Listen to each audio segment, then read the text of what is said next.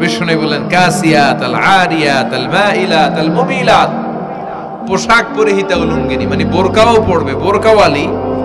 তিনি বোরকা পড়েন কিন্তু টাইট ফিটিং বোরকা, আছে না নাই? তো এতে আপনি, আমার মায়েরা, আমার বোনেরা, আমি আপনাদেরকে সবসময় সম্মান দিয়ে কথা বলার চেষ্টা করি, একটু বোঝেন। এই যে আপনি টাইট ফিটিং এর বোরকাটা পরলেন, এতে লাভটা হলো কি? আপনার দেহের উঁচু নিচু ভাঁজ টের পাওয়া যায়, আপনার সৌন্দর্য প্রকাশ পেয়ে যায়। হেজাব আল্লাহ এমনি এমনি দেয় নাই, যার সম্মান বেশি ওটার প্যাকেট বেশি। কথা কন। ডায়মন্ডের আংটি ওই রাস্তার মধ্যে বিক্রি করে না? স্বর্ণের আংটি ওইটা স্পেশাল মার্কেটে বিক্রি করে।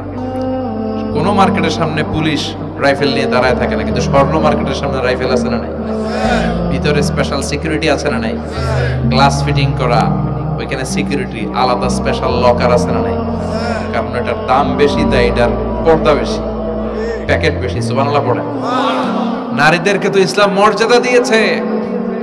বিষ্ণু বলেছেন দুনিয়া কুল্লুহা মাতা ওয়া খায়রু মাতা'আদ দুনিয়াল মারআতুস সালিহা। দুনিয়ার সব হলো সম্পদ, আর এই সব সম্পদের মধ্যে সবচেয়ে দামি সম্পদ হচ্ছে নেককার নারী। এদের পেটগুলা খনি। এই নেককার নারীগুলো যদি হিজাব মেইনটেইন করে, এই পেটগুলো থেকে আল্লাহওয়ালা বেরোবে, নাজমুস সাকিব বেরোবে, কারি আহমদ বিন ইউসুফ আল আজহারি বেরোবে, বড় বড় মুফাসসিরে কোরআন বেরোবে। আর যদি হেজাব না করে, জি বাংলা স্টার জলসা নিয়ে মশগুল হয়ে থাকে, হ্যাঁ, টেন্ডারবাজ, চাঁদাবাজ, ডাকাত, এগুলো বেরোবে। ওজনে কম দিবে, খাদ্যে ভেজাল দিবে, মাছে ফরমালিন দিবে, গাঞ্জার টাকার জন্য লাথি মেরে মারে ঘর থেকে বের করে দিবে। এজন্য নারীরা, আমার বোনেরা, আপনারা অনেক সম্মানিতা, নিজেদের সম্মান সম্পর্কে সচেতন হন। এই হেজাব আপনার অধিকার। এই হেজাব নারীর অহংকার, হেজাব নারীর আভিজাত্যের প্রতীক, হেজাব নারীর রুচির প্রতীক। আপনার রুচিটা কেমন আপনার পোশাক দেখে বোঝা যায়। কথা কন। যে মেয়েটা হিপ হপ স্টাইলে চলাফেরা করে, গ্যাংনম স্টাইলে, এই মেয়েটারে ইফটিজিং করার সুযোগ আছে না নাই? কিন্তু যে হেজাব মেনটেন করে যেই নারীরা চলে, এদেরকে দেখলেই একটা সম্মান চলে আসে। কি ভুল বললাম? একটা সম্মান আসে না? আপনাদের সম্মানটা আপনারা রাখবেন। বিষ্ণু বললেন যুহুরুন নিসাল কাসিয়াতাল আরিয়াতাল মাইলাতাল মুমিলা। কিয়ামতের আগে পোশাক পরিহিতা উলঙ্গিনী নারী বেরোবে। লা ইয়াজিদনা রিহাহা লা ইয়াদখুলনাল জান্নাতা ওয়া লা ইয়াজিদনা রিহাহা।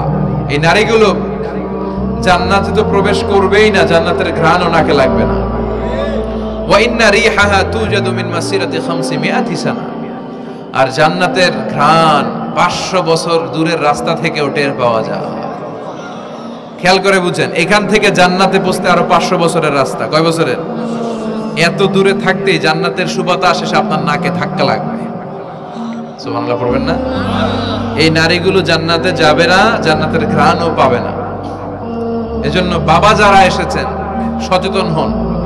আপনার মেয়ে চাইলেই যে কোনো ড্রেস আপনি তাকে কিনে দিতে পারেন না। মায়েরা যারা আমার কথা শুনছেন, আপনার মেয়ে আবদার করবে, সে তো ছোট, সে কি বোঝে?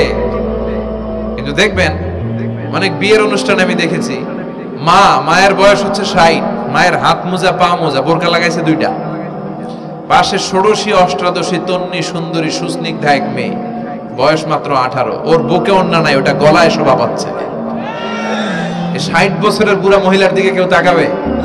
ওনার তো ডেট এক্সপায়ার্ড, ডেট এক্সপায়ার্ড। ওনার সৌন্দর্য যা ছিল সব শেষ। তার দিকে তাকাবে না। তার উঠতি বয়সের তরুণ মেয়েটার দিকে অনেকে তাকাবে, কারণ এটা জেনেটিক্যাল একটা ইস্যু। একটা পুরুষ একটা নারীর দিকে জেনেটিক্যালি আকৃষ্ট হবে, এটাই স্বাভাবিক, ঠিক কিনা? এজন্য আপনার হাত মোজা, পা মোজা আপনার দরকার ছিল না। আপনি পাতলা কাপড় পরলেও সমস্যা নাই। কথা কন। হাত মোজা, পা মোজা দরকার ছিল আপনার যুবতী মেয়েটার হাতে, যুবতী মেয়েটার পায়ে। এজন্য আপনারা আপনাদের সম্মানকে বুঝবেন। যারা নারী স্বাধীনতার কথা বলে, নারী আন্দোলনের কথা বলে, এরা নারীদেরকে ঠকায়। এরা নারীদেরকে বিজ্ঞাপনের বিলবোর্ডে নগ্ন করে উপস্থাপন করে। রাস্তা দিয়ে হাঁটি, চোখ খুলতে পারি না। আমার মায়েরা, এরা আমার দেশের মেয়ে, এরা এই 56,000 বর্গমাইলের মেয়ে। এই মেয়েগুলোকে উলঙ্গভাবে হাফ নেকেড করে এই সিনেমা হলগুলোর পোস্টারগুলো যে দেয়া হয়েছে, এতে সম্মান বেড়েছে না কমেছে? ওদিকে চোখ তুলে তাকানো যায়? এজন্য নারী স্বাধীনতার কথা যারা বলে এদের কথায় ফাঁদে পা দিবেন না। এরা আপনাদের সম্মান বাড়াতে চায় না, এরা আপনাদেরকে বিলবোর্ডে উঠাতে চায়, আপনাদেরকে উলঙ্গ করে রূপালী পর্দায় উঠাতে চায়, টিভির পর্দায় আপনাদেরকে নেকেট করে উপস্থাপন করতে চায়। এদের ঘরেই নারীরা বেশি নির্যাতিত হয়, এদের কাজের মেয়েরাই বেশি নির্যাতিতা, আর সুযোগ পেলে এরা ধর্ষণে সেঞ্চুরি করতে দেরি করে না। এজন্য নারীদেরকে সম্মান দিয়েছে ইসলাম। আমার বোনেরা, আমাদের সম্মান যেন আমরা রাখতে পারি। আল্লাহ তুমি বোঝার তৌফিক দান করো। এরপরে বিশ্বনবী বললেন, ইতাআতু যাওজা ওয়া উকুকুল কিয়ামতের আগে বিয়ে করার পরে ছেলেগুলো মাকে ভুলে গিয়ে স্ত্রীর পেছনে পেছনে দৌড়াবে, স্ত্রীর আনুগত্য করবে। এরকম নমুনা আছে না নাই? ওই ঘরে আছে? হ্যাঁ, কিছু কিছু মুরব্বী অনেক পজিটিভ, মাশাআল্লাহ, সবকিছুই উনি কিছু কিছু অথবা নাই। এদিক থেকে আওয়াজ আসতেছে আছে, হয়তো কিছু কিছু আছে, কিছু কিছু নাই। জেনারেলাইজ করা ঠিক হবে না। তো এই জন্য মাকে ভুলে যাওয়া যাবে না। মায়ের দোয়া বড় দোয়া। মায়ের দোয়া সবার আগে কবুল। বুলেট মারলে বুলেট মিস হয়, মায়ের দোয়া মিস হয়? খবরদার।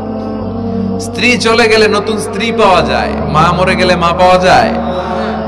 তাই বলে আমি বলছি না আপনার স্ত্রীকে ডিভোর্স দেন না, বুঝান, মাকেও বুঝান, স্ত্রীকেও বুঝান, বুঝানোর চেষ্টা করেন। সমাজের এখন সবচেয়ে বড় সমস্যাটা হচ্ছে শাশুড়িরা চায় আমি ডমিনেট করব, আমার এতদিনের গড়া সংসার।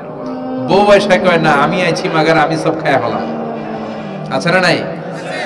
এই যে সবাই ডমিনেট করতে চায়, এটা সমস্যা। সমাধানটা কি? সমাধানটা হচ্ছে আমাদের শাশুড়ি যারা আছে সমাজের, তাদের উচিত বৌমাটারে নিজের মেয়ের মতো মনে করা।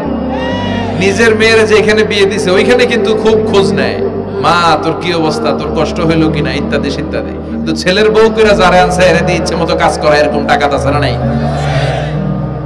ডাবল স্ট্যান্ডার্ড, এটা ঠিক না।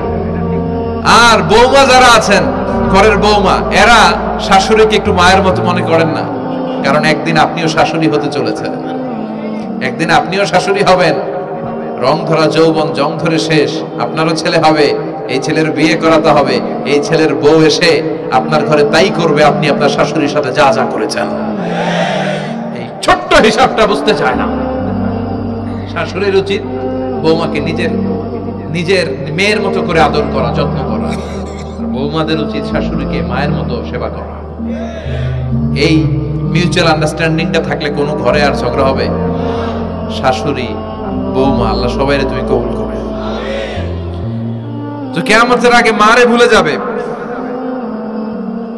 মাকে ভুলে গিয়ে স্ত্রীর পেছনে পেছনে দৌড়াবে। খবরদার, খবরদার। আপনি নামাজি হতে পারেন, মুসল্লি হতে পারেন, হাজী সাহেব হতে পারেন, কিন্তু মা যদি বদদোয়া দেয় আপনার সব শেষ, দুনিয়াও শেষ, আখিরাতও শেষ। মায়ের মর্যাদা বাবার চেয়ে 3 গুণ বেশি। হামালাতহু উম্মুহু, কারণ বাবা পেটে ধরে নাই, পেটে ধরছে কে?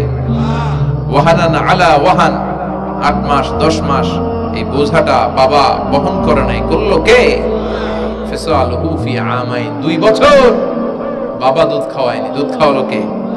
মায়ের এক ধার দুধের দাম কাটিয়া গায়ের চাম, বাপস বানাইলে ঋণের শোধ হবে না, এমন দরদি ভাবে কেউ হবে না আমার মা গো। ঠিক কিনা?